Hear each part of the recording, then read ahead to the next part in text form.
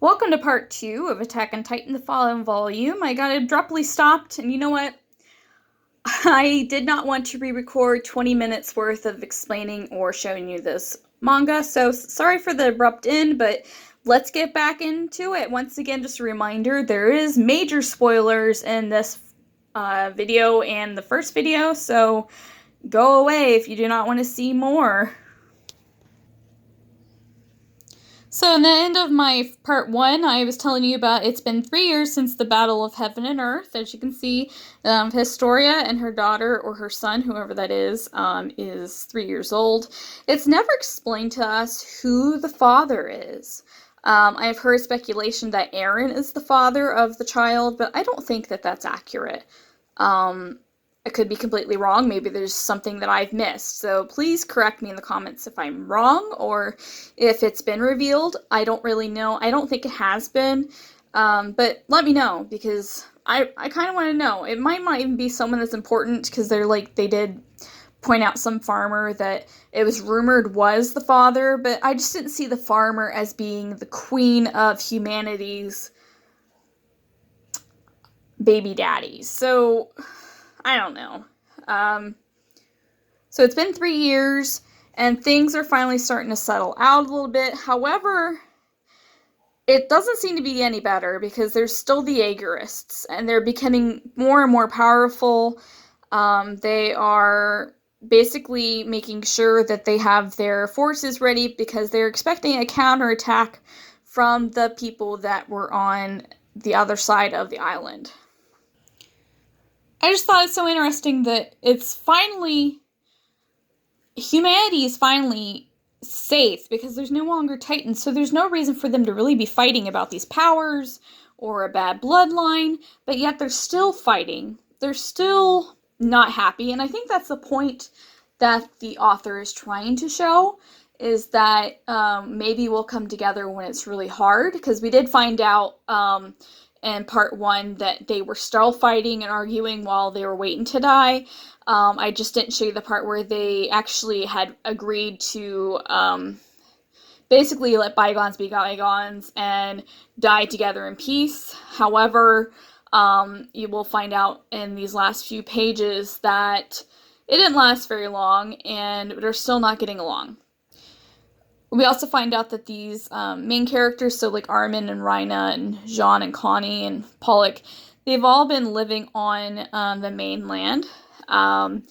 They still seem to be part of like an organization, and I believe it's explained that they work for like a exception program where they're trying to get people to transition into this new way of life, but it doesn't sound like it's working too well.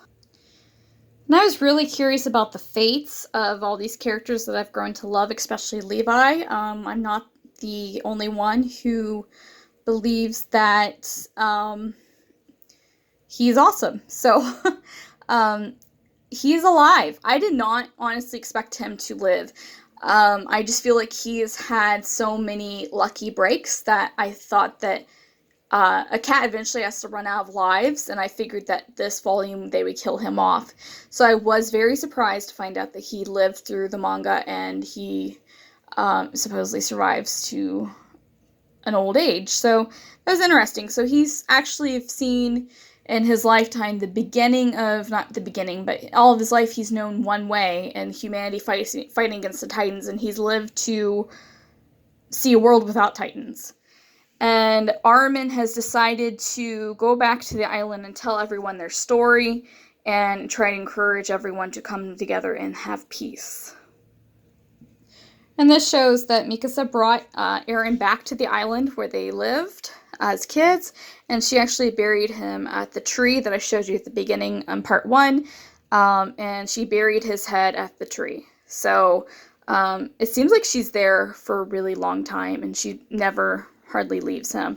So she's very heartbroken over this loss and the fact that she had to take Eren's life. And we actually find out that Eren did this on purpose so that they would save humanity and that he didn't have to live through it. But to me, that motivation is just like a cop-out because he didn't have to do any of this. So to put his friends through that, I don't think that was right. And then the last parts of the manga I thought was interesting because it kind of gives you an idea for the future. So this is like going years down the road.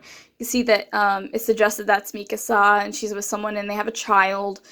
They go and visit Eren, and this tree is still there, and it's even taller. It's growing strong.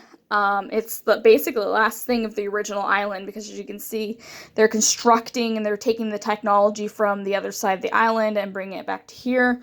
You can see Mikasa in her wheelchair, and she's still visiting them daily.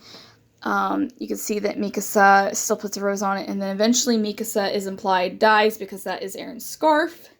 So she comes and sees him to the end. I'm assuming they buried her near the tree, but you can't see because the next panel shows that there's war. At first I didn't notice the airplanes in the air, but there's war again. And it was predicted that it would be a couple years before the other parts of the world that were not on the island would come and do a counterattack. So I don't know if that's really who these are. This could be someone else. The world keeps going and hatred stays strong. So it's hard to say who they are being attacked by. Things are getting destroyed. But the only thing that's beautiful that's left is the tree.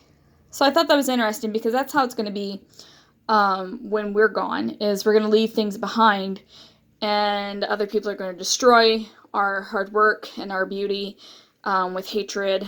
It's just how things work, but there is a little bit of beauty and memory because the tree is still there.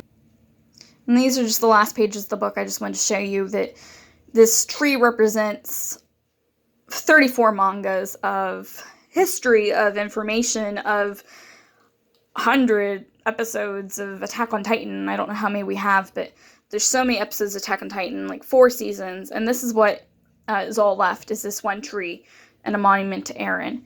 And it just shows a hiker coming upon the tree, and it says, the end. So, and it shows that there's like an inside to this, so I don't know if Eren's headstone is inside of there, or what happened, or why this tree is humongous, but it is huge. I just thought that was cool. And this is an extra that was inside of the book at the end. It's basically when they make comic relief of the mangas, and it's just like side stories if the characters were not in Attack on Titan world. And it's the Attack on School cassettes, and it's the end credits, and they're seeing the last episode Attack on Titan in their movie theater, and they're talking about how it's over, and they can't believe this is the last one. Mikasa says, I thought it was good. It's a really long story, but all the foreshadowing really paid off. I agree at some points.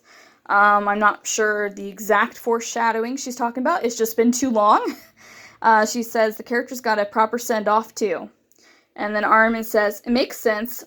You don't read the fan sites. Yeah, that's true too.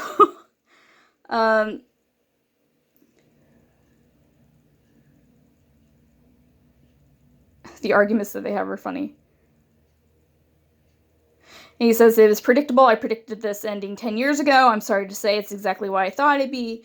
Don't you want them to subvert your expectations, but you know in a good way? So it's like, didn't you want them to change it up and make it more epic? It didn't have to be predictable. I'm trying to keep this on the panel long enough so you guys can read it. And then this is when they make fun of themselves because it says, how does that do anything to address all the questions and gripes I have? I have been waiting for this day for so long, for 10 years now. And he talks about the fact that they didn't address the questions, or they left things untold, and they opened cans of worms that they couldn't predict. And it says, what did you think, Eren? And he says, I like going to the movies with you too, so I think if they ever made a sequel, dun dun dun, we should go see that together too. And they say it'd be cool if these childhood friends ever existed. So thank you for reading. So I thought that was interesting how they made fun of themselves, because they did leave some stones that were overturned that they did not explain, but they knew that, and it was just time to go. And I appreciate that they ended it instead of just dragging on like forever. And this is a little poster that they have for the final season of the manga, of the anime, I'm sorry. I'm not 100% sure when it's returning. I think they're still recording at their own home studios, so it might be a little bit before we see it. I don't think, since it's November, I doubt we're going to see it until probably January. But of course, you can expect a video from me saying what I thought the ending compared to the manga was. I did this for Promised Neverland, and of course I'm going to do it here. I have a feeling I'm not going to be disappointed. So far, they've really followed it by the book, so we'll see. And this is the poster that comes with the manga. That's why the manga is considered like a limited edition, even though that's the only way you could get the manga right now. It comes with this poster. And it has Mikasa, Levi, Rina, Annie. Oh, I think that's Falco. And then that's either Armin or Bertolt. It looks like Bertolt based on that picture. I can't really tell. But that's a cool little keepsake. I'm going to just keep it in the book, but that's cool.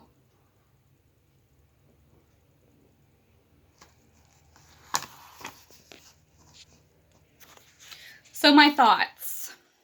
And if I'm covering up the camera or I'm out of focus, sorry, I can't see. Been a fun ride. I can remember when I started watching Attack on Titan before I even started reading it. So definitely the anime got me into the manga. And I can remember when I finally decided to start collecting the manga. It's been a fun adventure. 2 of my animes this year have ended. So I'm looking for something new, something interesting. I'm curious to see how many spins somebody's going to take on this, like how many repeaters we're going to have. Trying to recreate something that's been epic, because this manga itself and the anime has been something that they're calling it like a modern anime classic, a modern experience. So I'm looking forward to seeing the anime and seeing how it is very similar to the manga. However, I kind of hope they do change things up a little bit. Like, it doesn't need to be word for word when I say how similar it is, but it is kind of cool because it follows the storyline. They don't throw random things in there. I'm sad to see it's over. It didn't feel abrupt, the ending, like I felt like about Promised Neverland. My only complaint with this one is it was such a long wait to get this last volume that I've kind of forgotten what happened in the last volume or the volume before that. To an extent, I know the basics, but the conversations that they were having, I kind of forgot a little bit. So I was a little lost sometimes in the last book, but that was just my fault because I didn't reread because I didn't want to. I just wanted to read this one. So that's just a simple complaint, I guess the word I'm looking for. But I loved it. It was great reading it. It gave me great entertainment. I need something new. So comment in the description, not in the description, jeez, that's me. Comment below a new anime because I need one. I desperately need one. So give me a like, subscribe. I hope you guys have a great day. And if you are into anime and you like manga, check this out. Pretty cool. It's worth the time. Bye, guys.